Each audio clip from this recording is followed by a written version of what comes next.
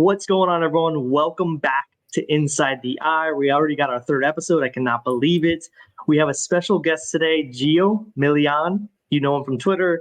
You know him from all his awesome spaces on Twitter.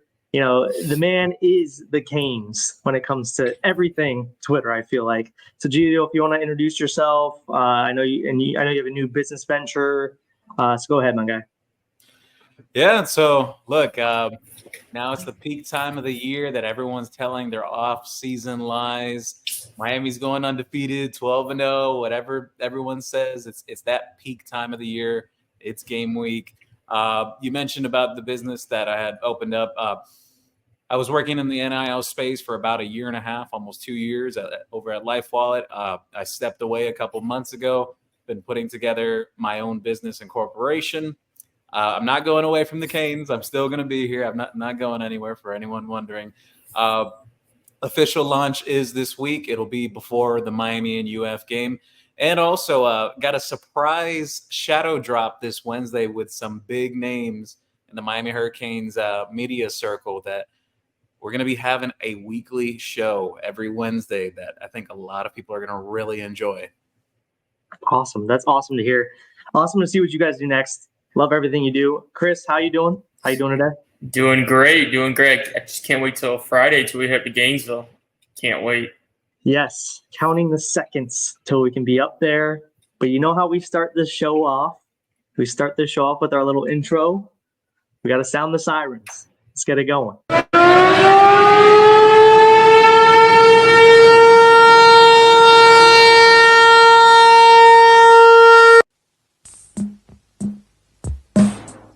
I'm hurt, dog. Don't ask me if I'm all right. Hell no.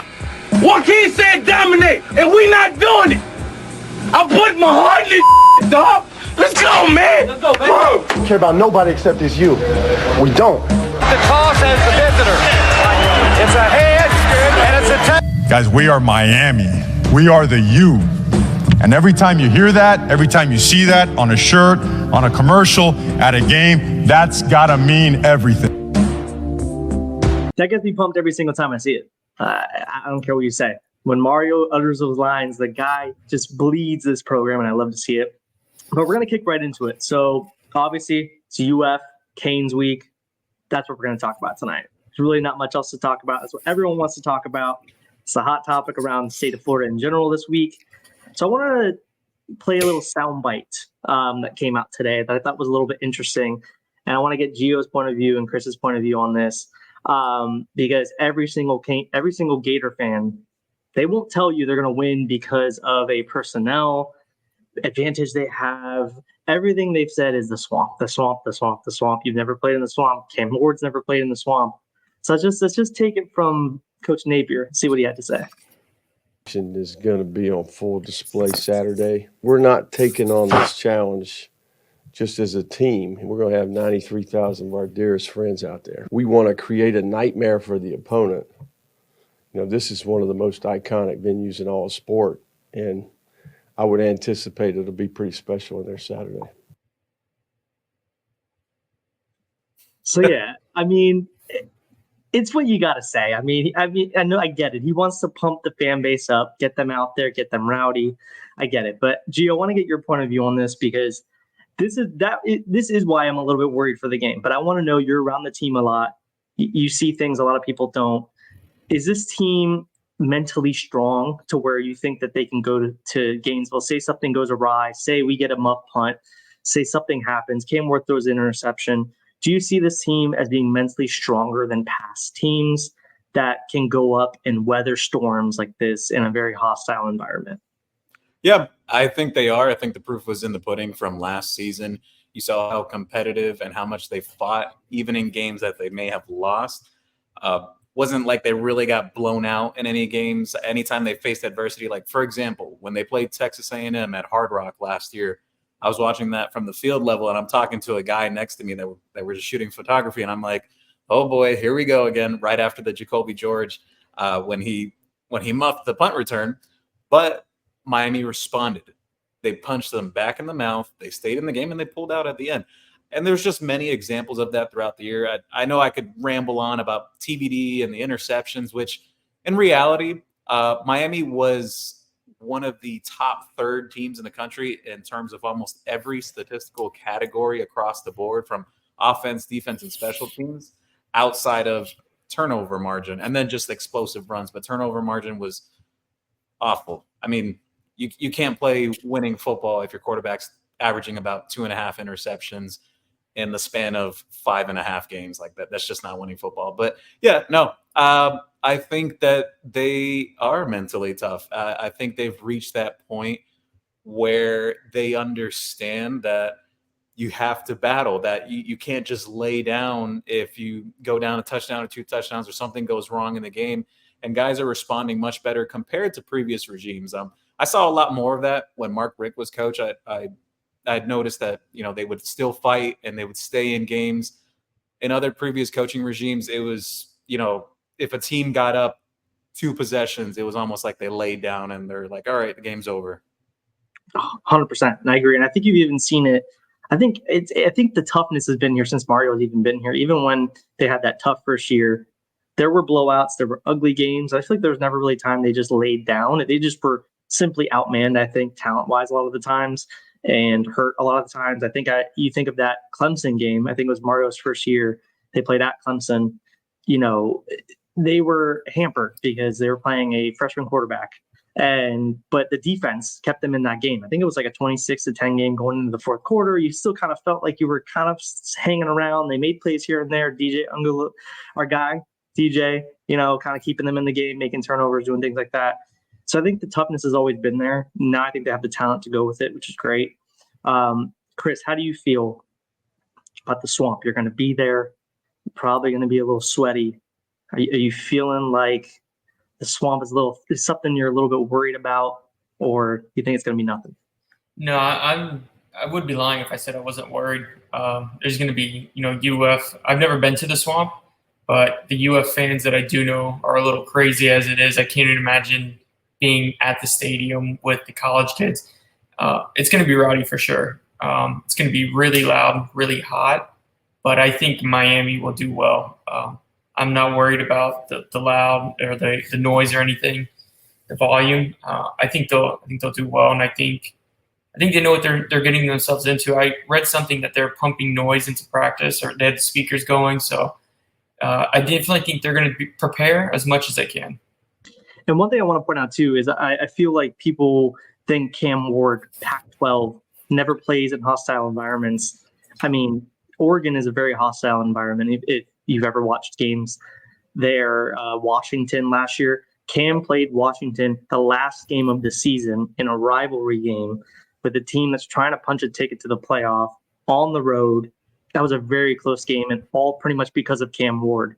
And so I don't think he's going to be shy at the challenge. I don't think the stadium's going to wow him to where he's going to back into a corner and get all skittish. If anything, I think he's going to rise to the occasion. I think it's going to be the opposite when it comes to Cam Ward.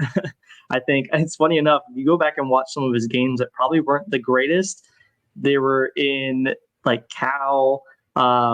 Maybe the big stage is what he likes, and that's what gets him kind of playing at his best. So I think we're going to see that from him. But diving right into it. So the point of tonight is we're going to go to position, and give our try to give our unbiased opinion on what we think each team has the advantage in. We're going to go position to position group, and then essentially just give our prediction for the game at the end. You can give a score if you want, to you. But we're going to start with the quarterbacks.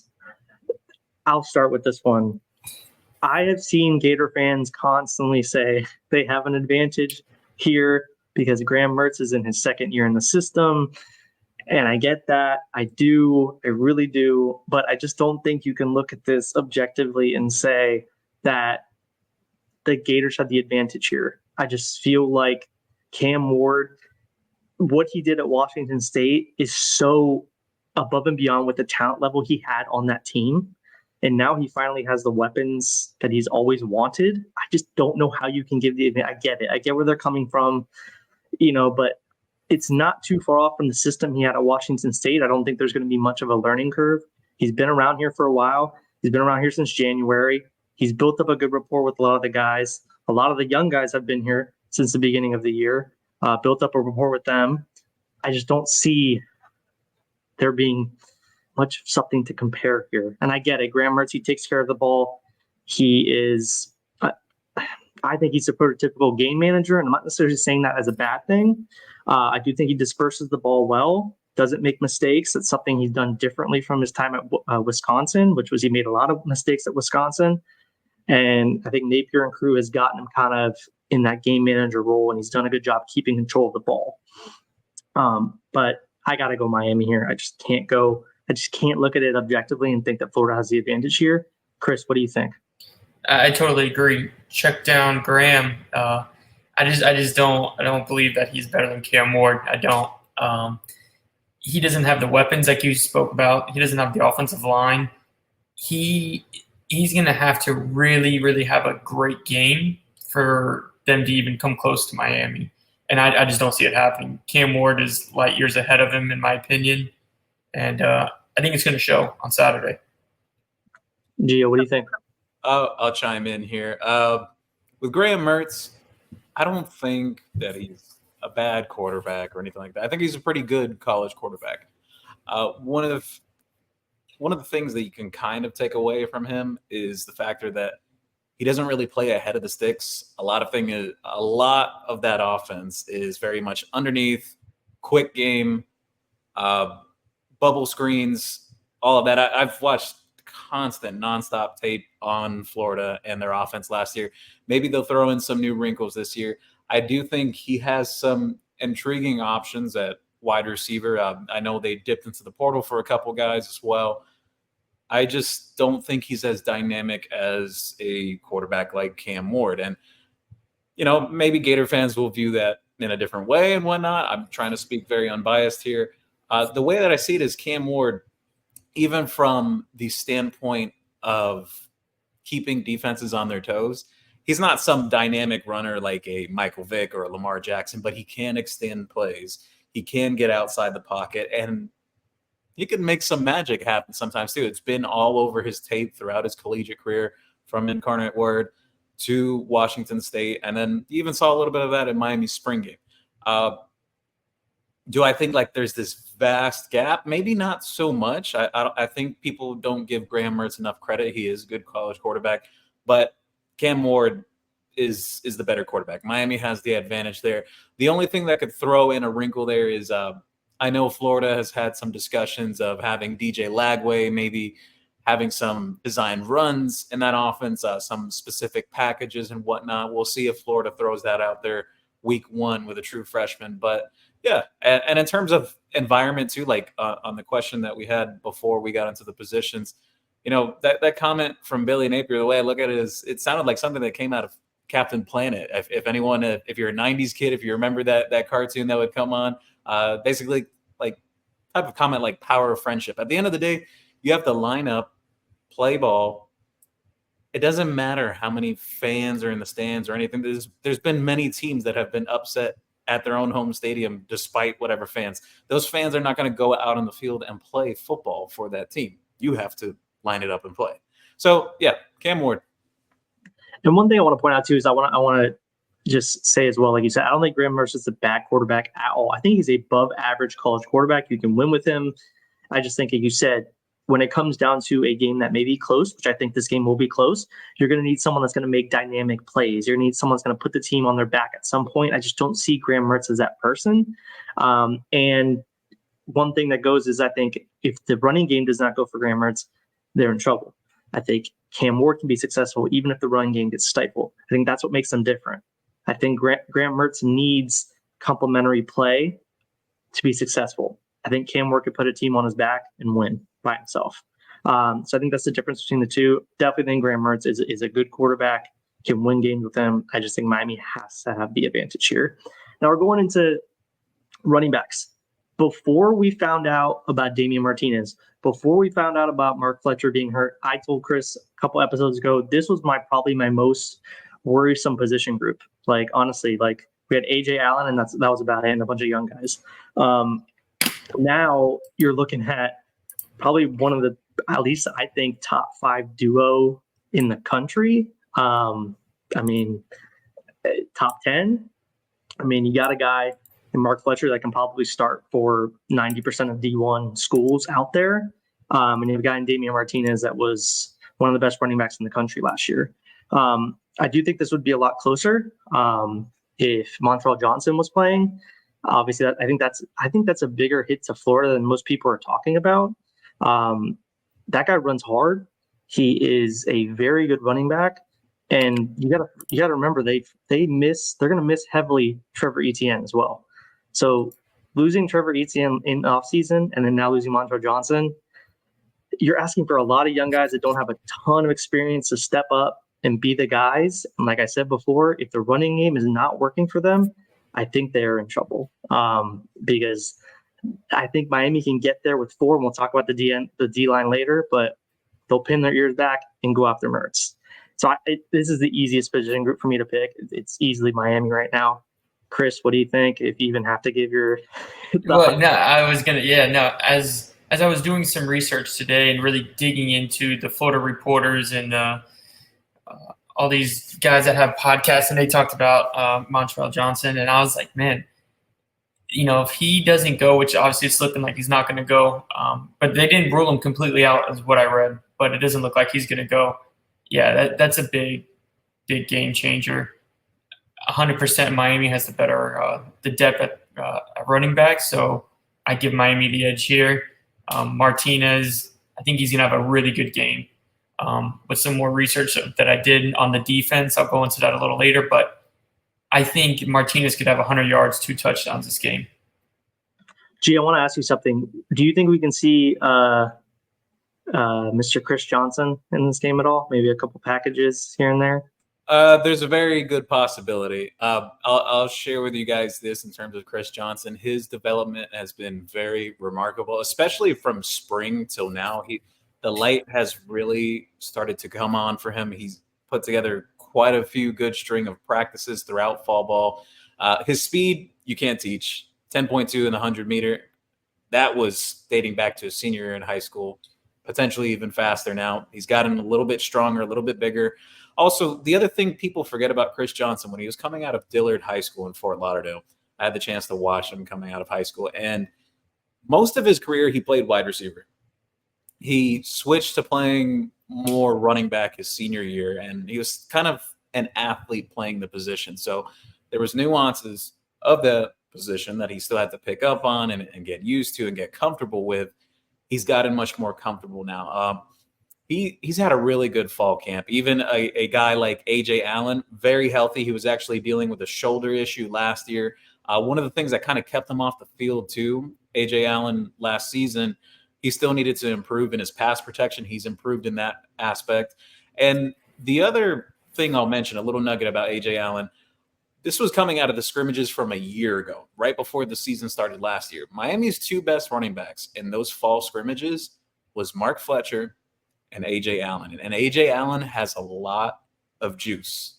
I know everyone gets really excited about Chris Johnson, but pay attention a lot to A.J. Allen. And then just you throw in the factor of Jordan Lyle came on really strong at the end of camp. Actually, I even found out he was getting some work with special teams on returns, which I think was really intriguing, especially having a running back with that type of size back there and the combo and mixture of the speed that he has too. Reminds me a lot of Mark Walton, actually, when he played for Miami. Just very similar players. But, yeah, no, I agree. I agree with what Chris said, just in terms of Damian Martinez having a big game.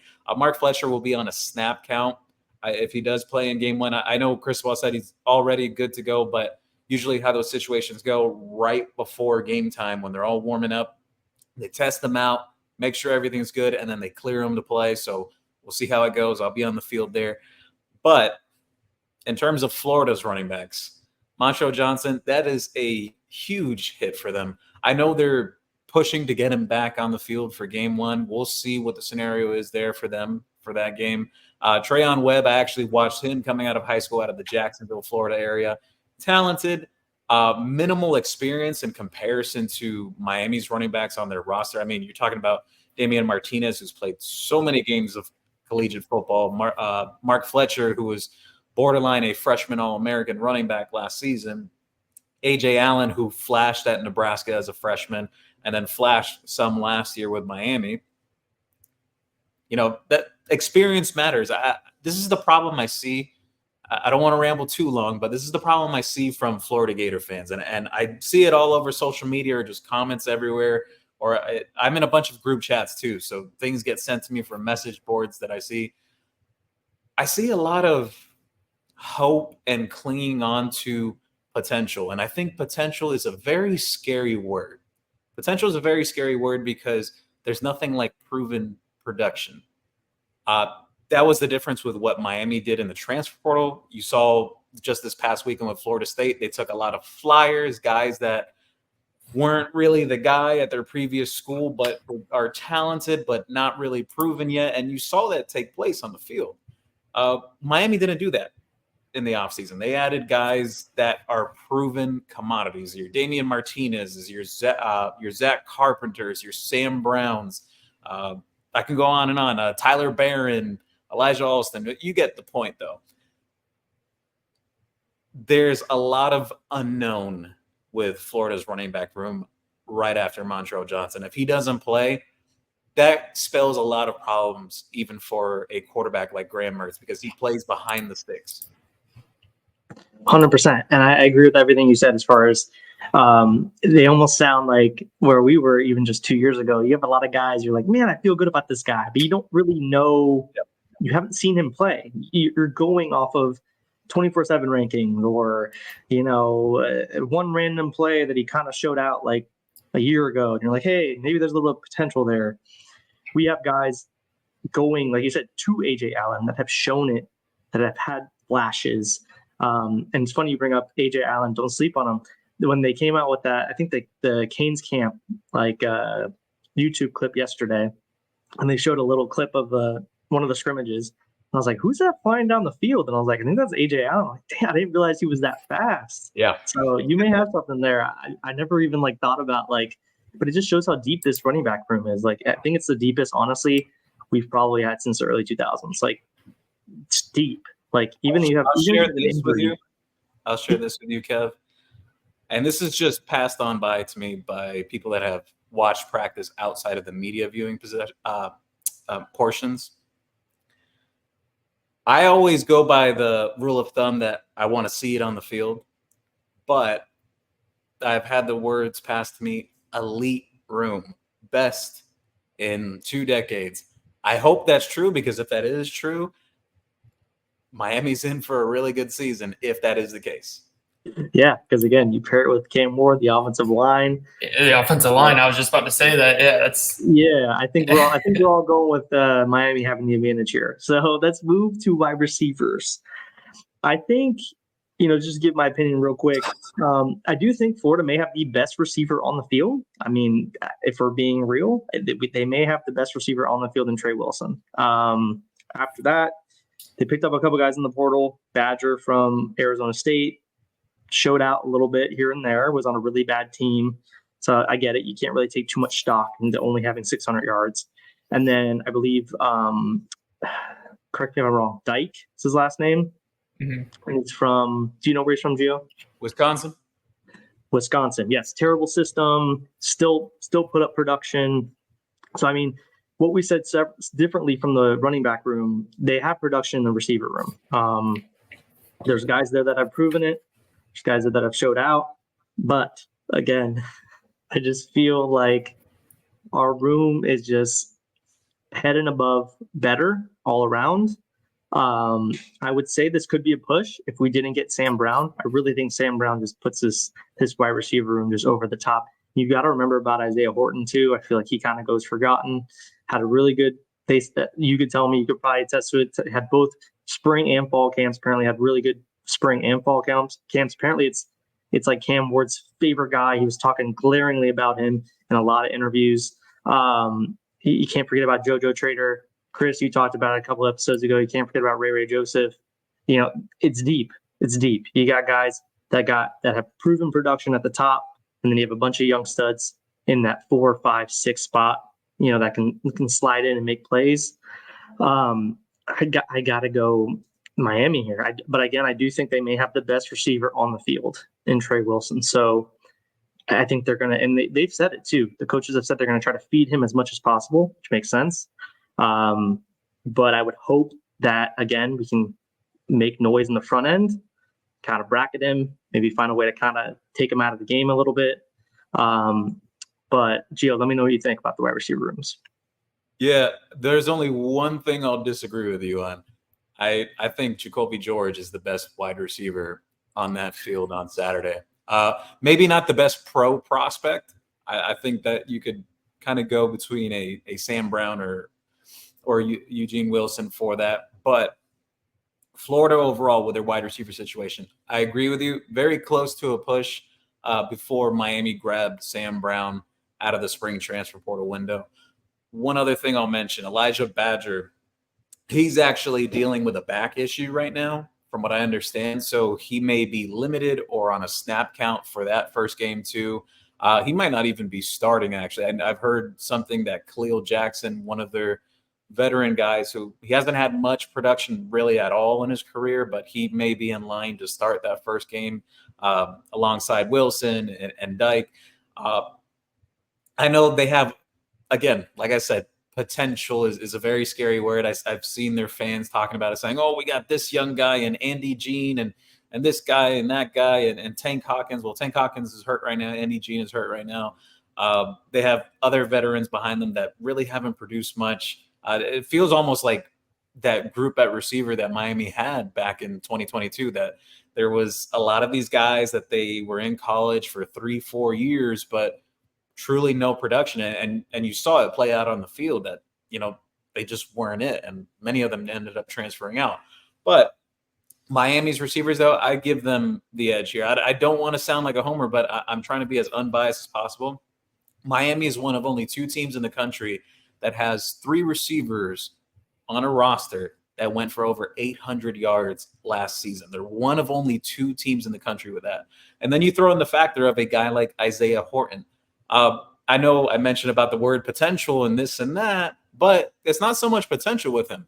When his number has been called upon at Miami, he has produced. He sparked the comeback against Texas A&M. He had a really good bowl game as well against Rutgers. He has actual experience. And I've overheard he's been, I was told at one point, this was about midway through fall camp, he was the most consistent receiver. I know Sam Brown and Jacoby George came on really strong at the end of camp, but Miami technically has 4 starting receivers. And then you throw in the factor of a guy like Ray Joseph.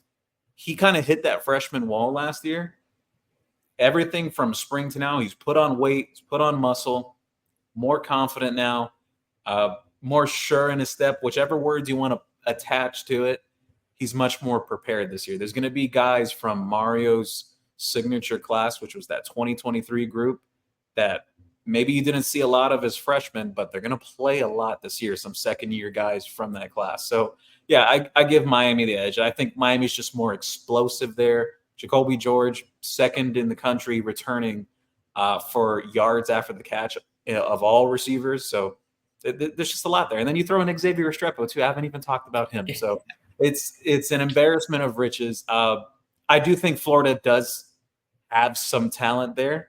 I think they're going to test Miami's defensive backs, especially early on in that game. But I just think Miami has too much. And I didn't even speak about JoJo Trader either. So yeah, it's ridiculous. Both running back room and receiver room. It's just so deep. We haven't seen depth like this in so long. It just feels nice because the Canes of the old would be like, okay, your starters, you can win with them. You felt okay with your starting group a lot of the times. But an injury happens. Football. Injury happens to this guy. Injury happens to that guy. Guy steps in that never played before. Maybe should have never even given a scholarship to on the field. Massive drop-off. God forbid we have an injury to someone. You feel more comfortable now with the guys you have behind your front-end guys. Chris, I'm assuming you're leaning Canes wide receivers. I am. I think the Gator offense, though, is going to revolve around Wilson, like both of you guys stated. They're going to do everything. I was reading they're going to do some quick passes, of course, but also don't be surprised to do some end arounds, reverses. He's going to touch the ball 20 times at least. He is the guy. With the running back situation going on in Florida, they're going to rely heavily on Wilson. And then going back to Miami, I know we barely touched on Restrepo until the very end, but I feel like the Gators are going to go all in on Restrepo. I think they're going to try to shadow him. And I think it's going to prove that Horton and George are going to have big games. They're going to leave him one-on-one, and they're going to go deep and just run right by him because the focus is going to be on Restrepo. So I'm looking for those guys to maybe catch a bomb or two. That's the thing. You can't. It's like, who do you pick? You pick your poison. Like you can shadow Restrepo, you can shadow George. But then you got the opposite. Sam Brown hits you deep, hits you for a post. It's like, what do you do? It's like it's really, we haven't seen something like this at Miami in so long. I'm trying to not be like, don't drink the Kool-Aid, Kevin, but like talking through all of this, it just makes you feel good about where you're at. We can kind of like combine tight end and O-line if you want to give a different advantage to tight end versus O-line. I think we kind of all feel O-line is Miami. I don't even know if we need to really touch on that much. I know the Gators are having problems on the right side of the line. And Gio, you can correct me if I'm wrong. I believe the right side of the line where they're having a lot of question marks, which I believe is Bain's side. So yes, good luck.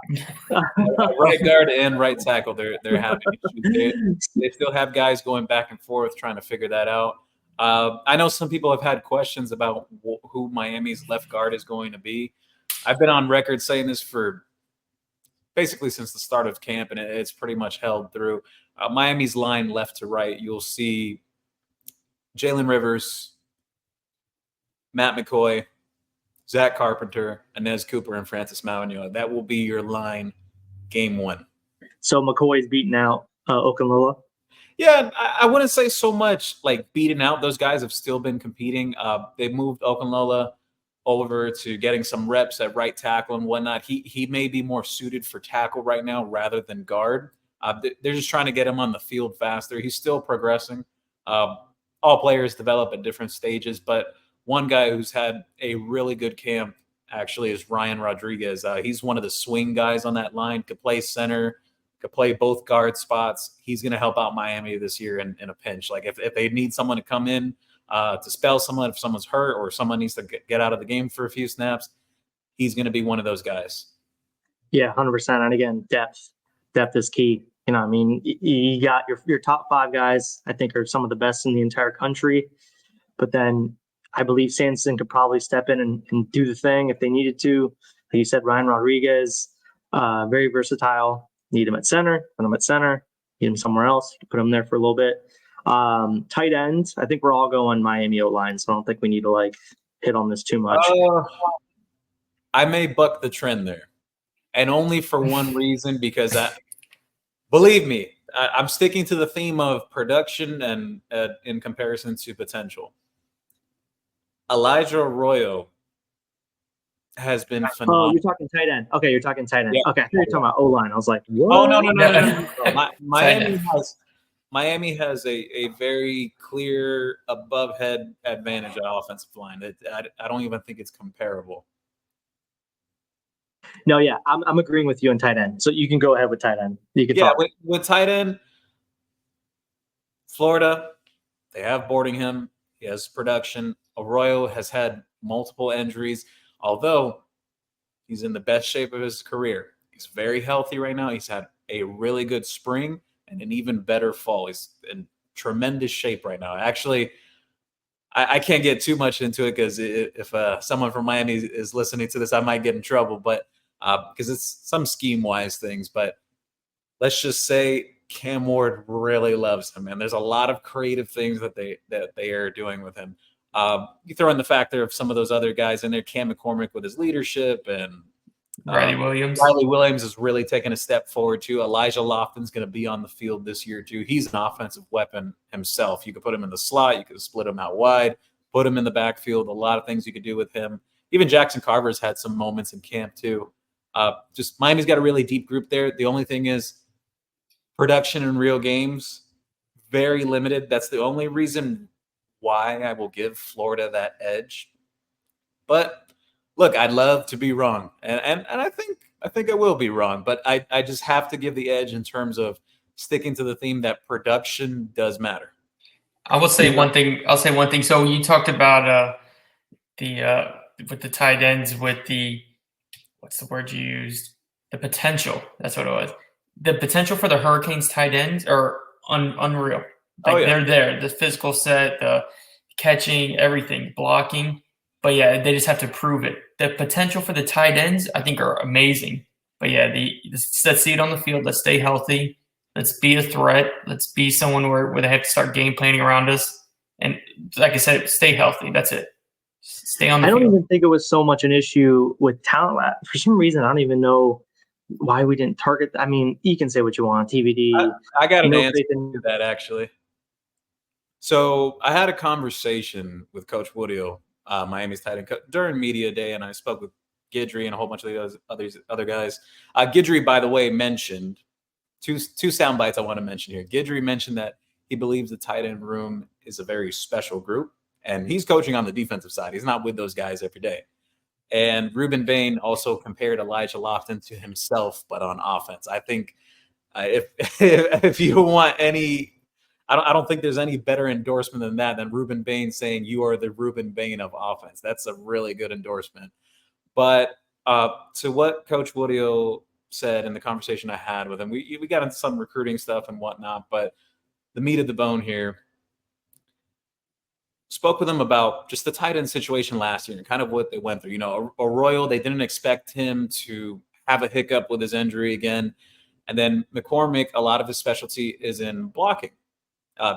It's very true. You see it in terms of how his usage is and whatnot. And Riley Williams was really young. They were not expecting to play him as much as they had to last year. It was really out of necessity. They had to do it. So he mentioned that Riley Williams progressed throughout the season, but they were in this situation where they really didn't have a lot of guys there. And then people bring up, oh, what about Jaleel Skinner? Look, if you're a Miami fan, I'm going to tell you the truth. Jaleel Skinner had a lot of problems catching. His weight wasn't there yet, and he couldn't block. If you're not going to be able to block, you're not going to play tight end for Mario Cristobal. He was he was great. I mean, he literally looked like 160 pounds soaking wet. Like it was pretty obvious that he just wasn't going to see the field until he worked on his body. And I don't know what you do. I mean, you put him through a program. If he's gaining weight, he's gaining weight. If he's not, he's not. I mean, I think it's the same issue we had with oh my God, why am I blanking on the D end? Cyrus Moss back in the day, a couple of years ago. Same thing though. Super skinny, commit. Yeah, Cyrus Moss. I mean, some guys just struggle putting on weight, and I think that's what it is, or they're just not committing to it. But yeah, I mean, the tight end room has so much potential, but I'm taking Florida because Boardingham, I think, is going to actually be a solid weapon for Mertz, again, in the short game. And I think, but this is something we can be looking at week 12 this year and be like, man, like I said a couple episodes ago, Chris, I think you got multiple NFL tight ends in that room. The body size, the way that they can do it all. Arroyo runs like a gazelle, and he can block. He's got the body. He's got the he almost looks like Jimmy Graham. He's got like the prototypical NFL build that they look for in a tight end. You can probably spread him out if you need to, but he can also get inside and block. You know, it's Riley Williams, true freshman last year, looked like he belonged as far as body size last year. Could say what you want as far as if he's prepared to play, if he's really ready to start and do all of that. But body size, he looked like he belonged on the field with all those guys last year. And Elijah Lofton, I've always said, reminds me almost of like taking me back to my early teen days, but not even early teen, like 10-year-old, but Najee Davenport. I just feel like you look at him and you see like a Najee Davenport. There were times you see Najee in the slot, be times you see Najee at halfback, fullback, anywhere you could put him. Get him the ball, he'd make plays. I kind of see him as that type of player, and that's exciting for me because Swiss Army knife players are always exciting. But so right now, I think we're all 4-1 Miami. I'm going to kick off this next one again. D-line. All right. I just don't know what else needs to be said that hasn't already been uttered by so many people. Like, this is... It's absurd. It's really absurd what you have on the D line. You have Barron, you have Mesidor, you have Bain, you have Alston, the highest graded DN in the country last year, coming in from Marshall. And then you pick up Simeon Barrow. You get guys like Moten. You got younger guys that can come in and play D tackle. I'm kind of interested to hear what you say about if you've heard anything about Horton, Gio, because I liked him a lot coming out of high school. I don't know if his progression's been. The defensive tackle? Yeah, so from speaking to some people, he's about like a year away in terms of still needs to develop a little more. Had a shoulder injury that he was kind of nursing last year too. Missed a lot of the spring this year too. Just overall, the defensive line group, I'm sticking to the theme again in terms of production. Miami's got a ton of production there. And this is not only production that's coming from other schools. You have Akeem Mesidor coming back, who has had a really good camp. He's healthy. Ruben Bain, ACC Freshman of the Year. And then you throw in all those transfer guys like a Tyler Barron, who was one of the better pass rushers in the SEC, a top 5 pass rusher in that conference.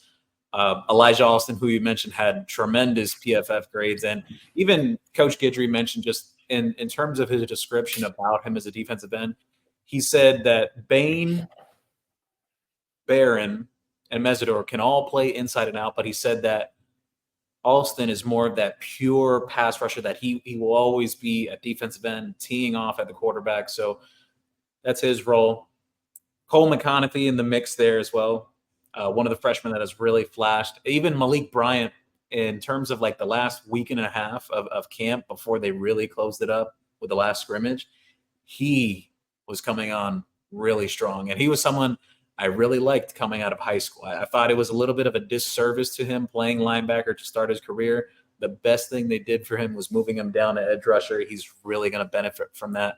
And they're going to have to play him this year because you're going to lose a lot of veteran guys after the season. So you're going to see him in some spots this year in terms of rotation. And defensive tackles, Simeon Barrow, I don't even think his listed weight is correct. I mean, this guy is built like a house. Like, I know they say it's like 6'3", 6'4", 290. No, I thought like 6'4" and a rock solid like 310. Like he looks legit. He plays legit, physical. He's going to help Miami a lot. Ahmad Moten has really stepped up. You're going to see a guy like Marley Cook in that rotation in terms of pass rushing duties from the defensive tackle spot. CJ Clark will be in the mix there as well, a veteran guy they brought in. The biggest surprise, though, in terms of all the defensive linemen is the development of Anthony Campbell. He's put on 20 pounds since he came in from Louisiana Monroe. Can pass rush, can even play some defensive end. He did that during the spring when Miami was kind of low on numbers there. He's back at defensive tackle now. He's in that mix too. So Miami's got a lot of veteran guys. And I didn't even mention Justin Scott, who flashed at times throughout fall camp. I'm not sure how much he'll play game one, but he's going to be a guy that maybe very similar to how Bain's emergence was last season. It wasn't right out the gate, but as the season progressed, he continued to get better and better and better and better. And then halfway through the season, they just let him loose. I think you could see something like that for Justin Scott. But Florida's defensive line, though, I won't go down all those names, but there's a theme here with the Florida Gator fans where they're talking about Justice Boone. And I do think he's very talented. He was a very talented kid coming out of high school, but he had an injury last year, doesn't have a lot of collegiate production yet, and they're banking on this guy to be their big-time, pride-in-time pass rusher. And again, I'm a believer in production. Like, I love Miami's potential at tight end, but I went with Florida for tight ends because they have that production right now. So I'm just being very realistic. Miami, they outclass Florida in terms of defensive line production across the board, the starters and even some of the rotation guys. And Florida also had I think a pretty key injury. I think is kind of being thrown under the radar. I forgot his name, but a D tackle. And I think one thing you need to focus on is a lot of people like to talk about, what's his name? 21, the big boy in the middle. Desmond Watson. Desmond Watson. Yeah, he's great. Yeah. Never seen anything like that in my life. Yeah, he clogs up the alleyways. But the problem is the boy can only last like 2 plays at a time, 3 plays at a time. So having a depth issue as far as one of your depth pieces getting hurt in camp, I think is going to kind of come back to haunt him, especially when you have the offensive line like Miami's, the running game like Miami's. They're going to get gas. It's going to be hot out there. I think one thing you look at when you see Miami's defensive line, and then Chris, I'll let you go, is the bodies, the college, the collegiate style bodies. Like you have guys that look like they belong on a defensive line. I think one thing that Miami has struggled with and Mario has brought back, struggled with in the Manny era, I think we saw it a little bit better during the Richt era, was you looked at the teams on the field and you're like, that guy looks like he is on a top 10 collegiate squad with his body size. You got guys like CJ Clark, Marley Cook, Simeon Barrow in the middle there. They look like they belong on a college team plugging up the middle of a defensive line, where we've had defensive tackles in the past that just, they don't look the part. And I think we have guys that look the part now. And I think it's a testament of what Mario loves to do, which is the trenches. You see it on the offensive line. You've seen it on the defensive line now. And that's one thing we're always going to have. How do you feel, Chris? You feel good about it? I do. I do. And you guys hit on so many great points. Joe hit on a lot of things I was going to say, especially with Boone with that injury. Sapp is an undersized pass rusher for Florida. I read a lot that they're going to try to get LJ McCray on the field. And don't be surprised if he maybe even like get in majority of the game. I think he's going to be like their guy on the defensive line. I'm not too really worried about these other guys of all potential. You know, they should be good.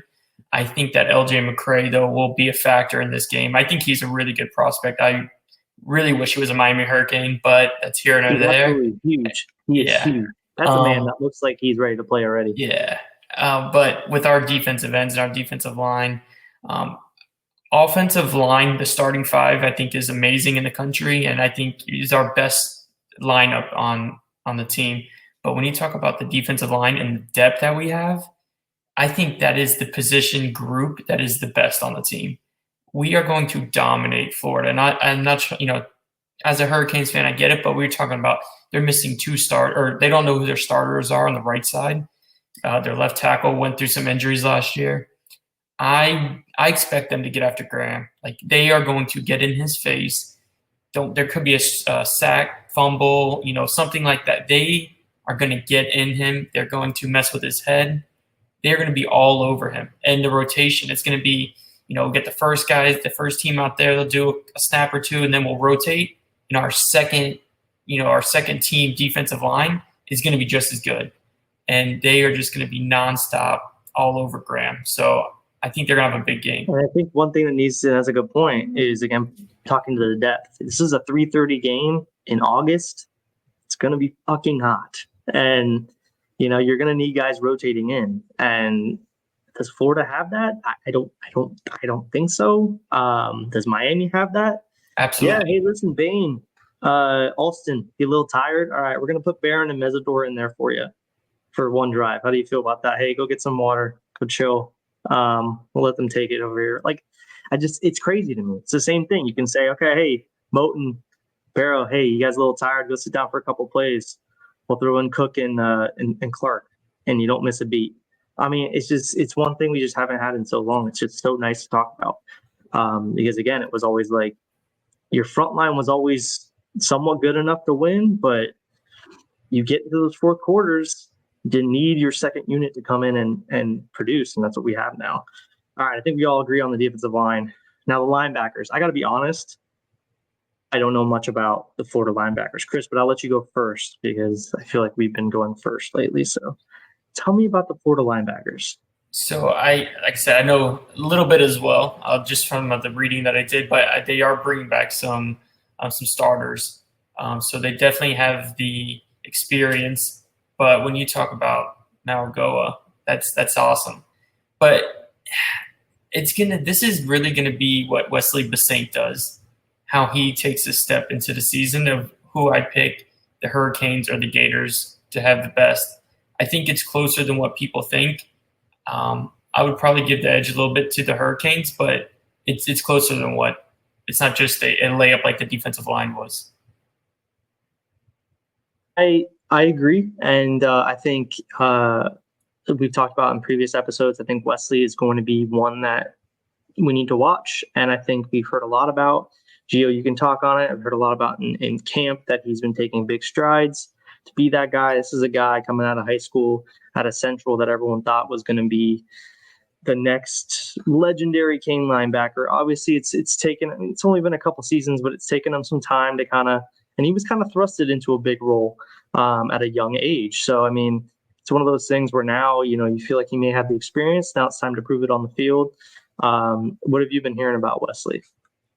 I agree with what you said, just being thrusted into a role so early on. Didn't really have any choice either. Very similar situation to the guy like Riley Williams last year, who they had no choice. They had to put him in. They didn't really have the bodies there. They had to get him play time.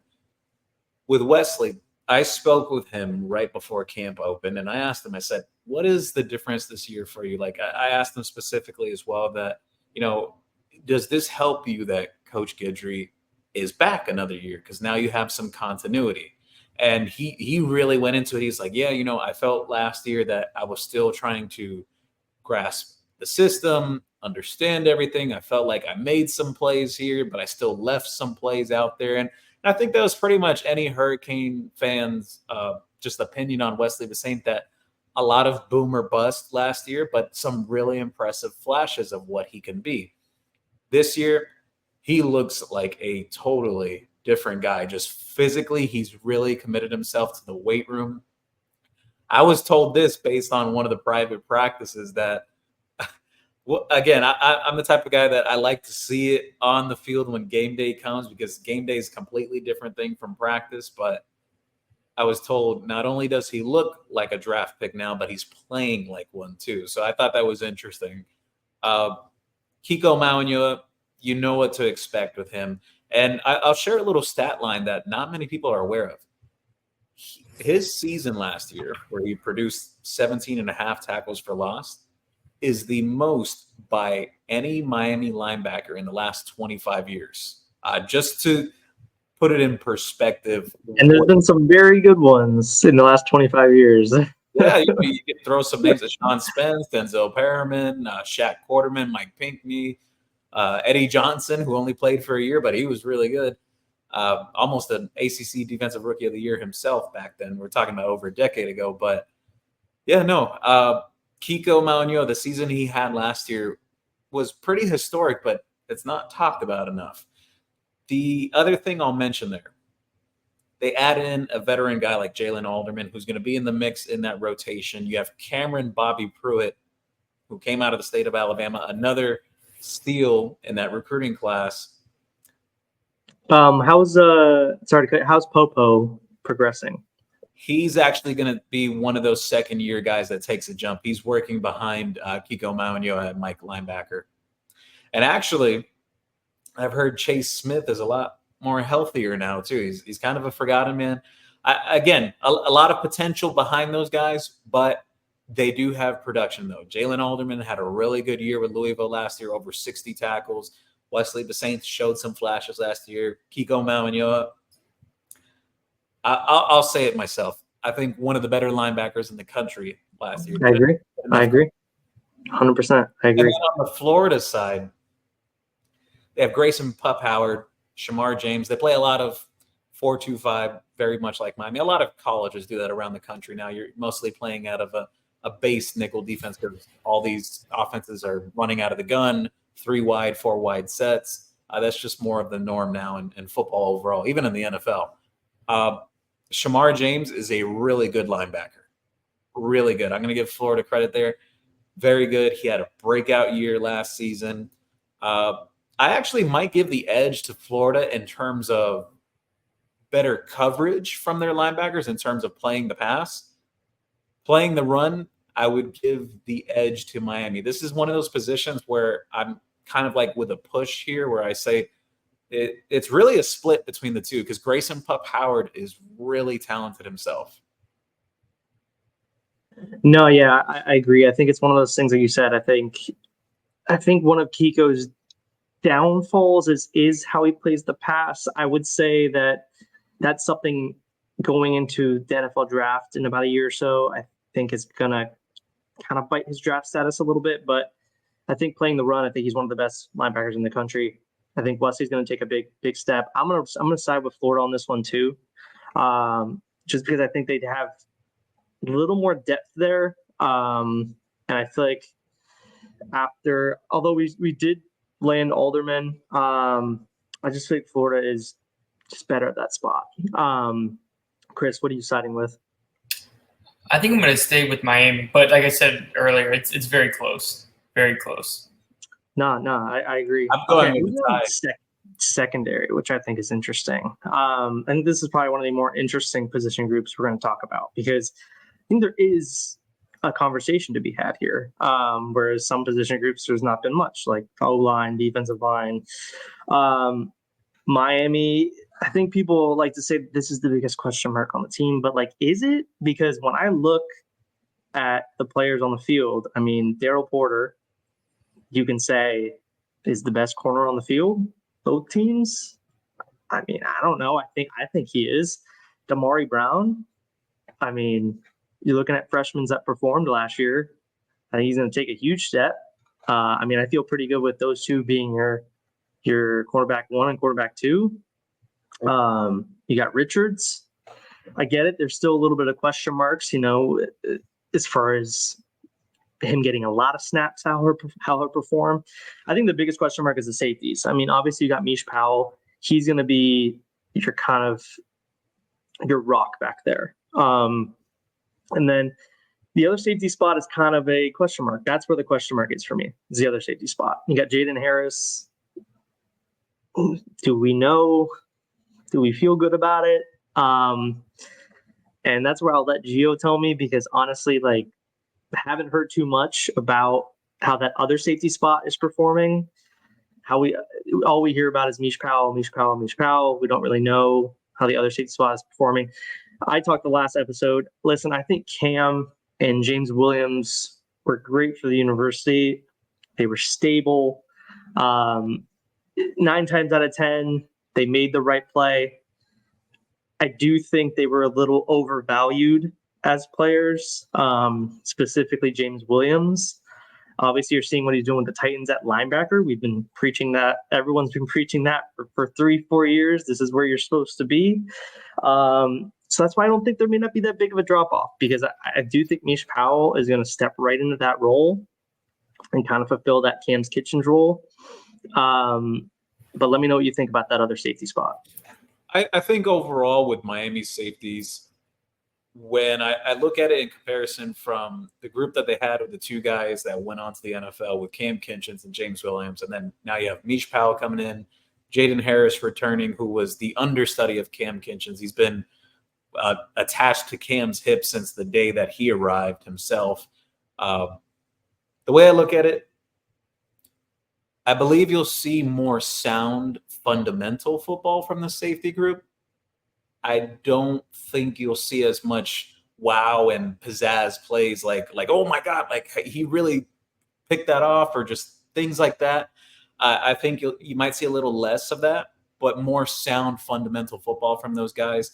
What I can share about the safety position, so Jaden Harris, I've heard a lot of good things about him in terms of playing against the run.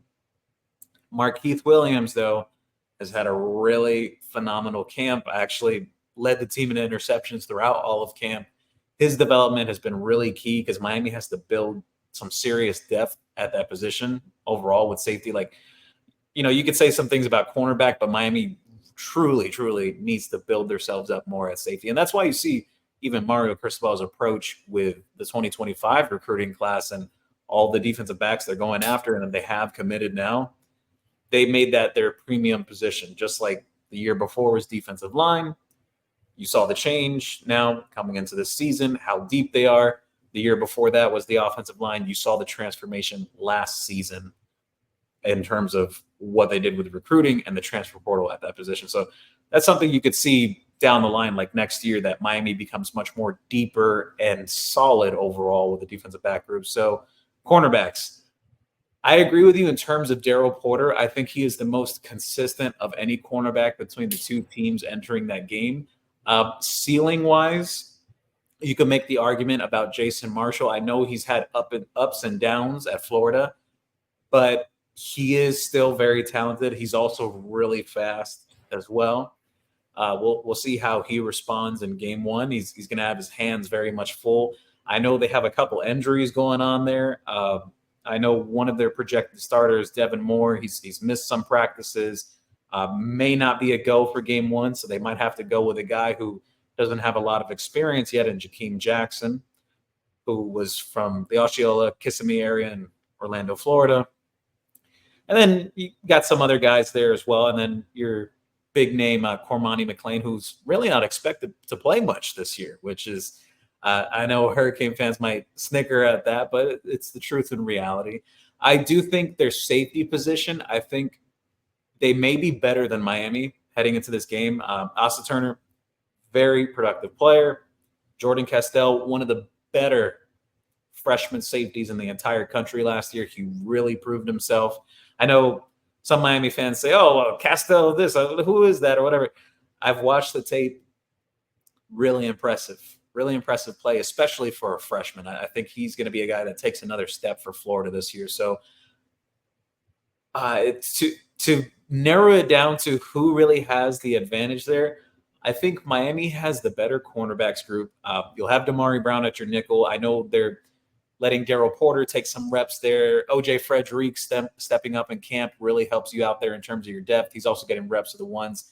Jadis Richard, I'll say this, and I'll close it out on this position. A lot of people say, oh, well, Damari Brown shut down Keon Coleman against Florida State. I tell Miami fans, turn that game back on and pay attention closely to who had most of that matchup. That was actually Jadis Richard. There's revisionist history going on. So, yeah, safeties, I'd say Florida. Cornerbacks, I'm going Miami. Chris, what do you think? Yeah, I mean, you guys hit a lot of great points. One thing that I think is going to really help the corners and the safeties is going to go back to that defensive line for the Hurricanes. That's going to be the factor, right? So they're going to get pressure. The cornerbacks are going to be in position to get the deflection or the interception. So that, to me, is what's going to be the difference. Because I'm a big Cam Ward fan, I did look up Florida's pass defense from last year. It wasn't that great. A lot of the major categories, they were like 80th, 100th, 120. I even saw one of the stats. I know they had, like I said, Jordan was a freshman last year that was starting. He should be improved. Jason Marshall was out there. They're good for sure, but when you look at last year's defense from Florida and their passing defense, the numbers don't lie. Some of those stats, I was blown away. I didn't realize it was that bad. Yeah, they've been calling for their defense already. They've already been calling. They switched. They were calling for their defensive coordinator to be gone. Go ahead. I didn't mean to cut you off. No, I was just gonna say so. And Turner's new. He's gonna be brought into the fold. The starters look like they're gonna be the same as last year. Hopefully, from there. Hopefully they grew and become better players. But if it's an example of what it was last year, Napier's going to get fired after 5 games. Like, it could get really ugly, in my opinion, for the Gators, and it's going to come down to the secondary. I agree with both of you. I agree with Gio in that I'm going to side with the Canes, the corners. I'm not going to trash Jason Marshall. Listen, I'm a Palmetto alum. We can be cordial alum together. So rooting for him when he's not playing Miami. I do think he has a good ceiling, good potential. I don't think he's nearly getting maybe the best coaching. I think that may be the problem. Maybe what you've seen with Miami players in the past. Great potential, not getting coached up enough. There's obviously something there that's lapsing. I agree with Chris. I think there was games last year where Florida was getting just lapped. Yeah. Like, it was, you can say what you want. I mean, you can't bring up games like LSU because obviously Jaden Daniels is just a different human last year. But who's to say that Cam Ward can't be the Jaden Daniels of last year? I mean, I'm not trying to get crazy, but I mean, their trajectory is very similar. They both played at schools that aren't necessarily talked about a lot. They have a lot of potential, have a lot of athleticism, and go to another bigger time school that has more athletic players around him, more athletes, produces more. I mean, I'm going to give them the safeties just because that other safety position, again, I don't necessarily worry about it, but I don't necessarily trust it as well until I see it. Like you said, Gio, I need to see it on the field. I need to see Jaden Harris perform. After what we saw with Cam and James over the last 3 years, we felt comfortable in that spot. But I do like that you brought up that you may see more fundamental play because maybe we won't see a safety bite with 6 seconds left on the clock from the 50-yard line against Georgia Tech and let their receiver get behind them like Cam Kitchens did. So, yeah, they had flashy plays, but maybe the fundamental play will be what we need. But, yeah, I'm giving the safeties to Florida. I'm giving Miami the corners. So I think we've all kind of – the onus is what we've noticed is mostly on Miami. If you guys want to do special teams, you can. It's up to you. I think Miami by far they have the better special Florida team. has a good kicker though, don't they? Isn't Smack? Trey Smack is good, but he's not as good as Andy Borregales. Andy Borregales is a legitimate option to be an All-American this year. And then Miami even had a freshman everyone talks about Bain and Mauigoa. Dylan Joyce was actually a freshman All-American for Miami last year as a punter. I did not know that. Yeah. Why did I not know that? Did not know that. The more you know, right? You feel like you know everything. I didn't know that. Maybe because I'm just not focusing on the punter position, but that's a good point. I did not know that as well. So, okay, we'll give it to Miami. We'll give punter and kicker to Miami because honestly, I can see this game coming down to a kick. So that's a good thing. So, yeah, obviously we went position by position. Miami is the overwhelmingly favorite, at least to us. We're trying to not be biased, people. I'm trying my best, but we're really just looking at it of objective lens. So I'm going to let you guys go one by one. You can give me a little bit of a synopsis of where your head's at, where you're coming at with this score, this prediction. Gio, I know you have more of a pulse on social media with the Canes and stuff. So if you don't want to give a score prediction, I completely understand. Because no, I'll give one. Actually, I've been giving it. I've been sticking to it. All right, I'll let Chris go first on this one. All right. So if you would have seen on my last podcast, I had the Hurricanes taking this one. And I think it's, like I said, I bring up that defensive line again. That is going to be the difference maker. They're going to get after Graham, force a couple of turnovers. I think it'll be close in the beginning. I hope the jitters aren't there for Cam Ward, but I hate to say it, but I could see maybe a turnover by Cam Ward on the first or second drive. But I think Miami will prevail, and I think they will get a 10-point win. I'm going to say 31-21 Canes. Wow, we're up from the 3 points a couple weeks ago. After what I did for this podcast, the research and listening to some Gator fans actually speaking about their team, I just I didn't know as much as I did about their team, and now I'm more convinced that Miami has a better team. All right, I'll go next, and I'll let Gio end it off. I'm still terrified of this game, but I'm also just a bitch. I'm like Canes. I have PTSD. I am the battered wife that my husband has been beating me for 20 years, and I think he can change, and he never changes. And I'm like, everything is there. It's right in front of me. I see all the talent. I see the quarterback. I see the receivers. I see the running backs. I see everything, and I'm like, but then I see the swamp week 1. What they did to Utah a couple years ago, but then they don't have an Anthony Richardson. So it's like, is it the same? So I keep trying to I keep going back and forth in my head, but I'm like, I'm going to be at UF. I'm going to be there. I can't pick us to lose if I want to be at the game. That's just that's lame mentality. So I'm going to say that Florida, I'm going to be a little more specific with my prediction because I want to say that Florida will have a little bit of a fun time at certain points of this game. I think Florida will have the lead at halftime. I think Cam and crew will come out a little slow. we do need to put onus that it is the first time for all these players, a lot of these players, to be playing with each other on the field against an opponent, not each other. So I do think there'll be a little bit of time to gel. But I do think the second half they will gel. It will come back out firing. I think Florida goes into the fourth quarter with a 3-point lead. I think Miami wins with a field goal from Borregales with 2 minutes left, and I think they win 27-24. I'll tell you guys this. I was on record saying this the other week. I've been very pessimistic with Miami for some time. I'm actually drinking the Kool-Aid this year. I picked Miami to go 11-1 this season to make it to the ACC game. I think they're going to play Clemson in that ACC game.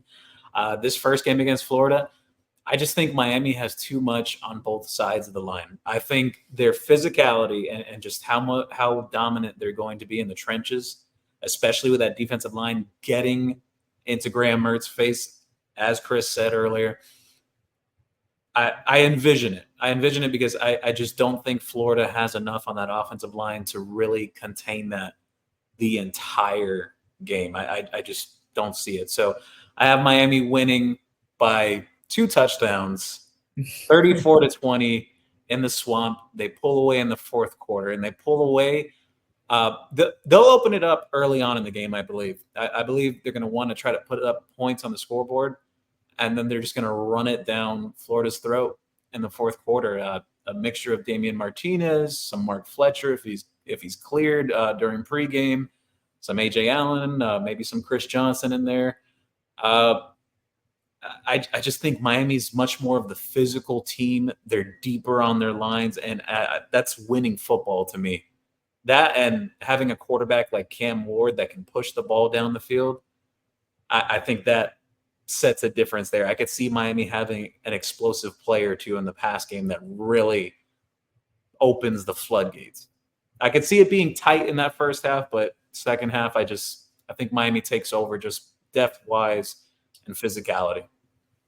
Yeah. So two of you have us covering, which terrifies me. But it's I need to get over my, but if they go up to the Swamp and they take care of business, I'll be on board. I'll be fully drinking the Kool-Aid. My thing is I just need to see it. I need to see it proven on the field because we've done this since I was a 12, 13-year-old boy. It's just like, here we go again. Ja'Cory Harris for Heisman. No, didn't happen. Oh, here we go. Al Golden, Stephen Morris lose by like 57 points to Louisville in the Champ Sports Bowl. Like, it's just like, it's one thing after the other. Even the year 2017, you end on a 3-game losing streak. It's just, there's always something. So I just need to see it proven on the field. I do think we have the talent to perform this year. I had us going, 10-2, Chris? I had us losing to Clemson in the ACC championship game. Chris had us going 13-0. So Absolutely. All the way, go undefeated. Absolutely. By the way, I love the mention about Ja'Cory Harris. I don't know if you guys remember this, but there's this famous interview he had. I think it was either when he was coming into Miami or it was right after his freshman year, and they were talking about the Heisman with him and the whole Miami Northwestern group. And he was like, yeah, if I ever went to a Heisman ceremony, I'd show up in a pink suit and everything. And it was a really infamous quote back then. I need someone to make a graphic edit of Cam Ward in a pink suit at the Heisman ceremony. I remember it was a 2009 season. I remember he had those first couple games. Yeah, like lighting the world on fire, and then everyone was like, "Oh, Ja'Cory Harris is the front runner for the Heisman." And then we went to Virginia Tech, lost by like 30 points, and that ended that. Yeah, it was a nice start to that season. You had that Florida State game with the Greg Cooper touchdown catch, Travis Benjamin. Then you had Georgia Tech right after that, LaRon Bird. If anyone remembers that guy, I remember LaRon Bird. Ray Armstrong, right? Yeah, he was on that team too. The safety? Yeah, that was wearing 26, pretending to be Sean Taylor. Yeah. So, hey, listen, this was fun. Gio, I appreciate you coming on. This was awesome. Hopefully we can all talk on Twitter next week, and we're talking about a Canes win. Would love to see that. I think we all deserve it. We're gonna do it.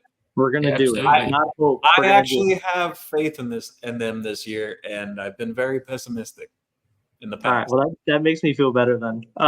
We're all going to talk next week about a Canes win, and it's going to be glorious because then we'll have 2 nice, easy games after that. We can all just kind of sit in, chill, watch Florida State maybe lose to BC, which will be hilarious.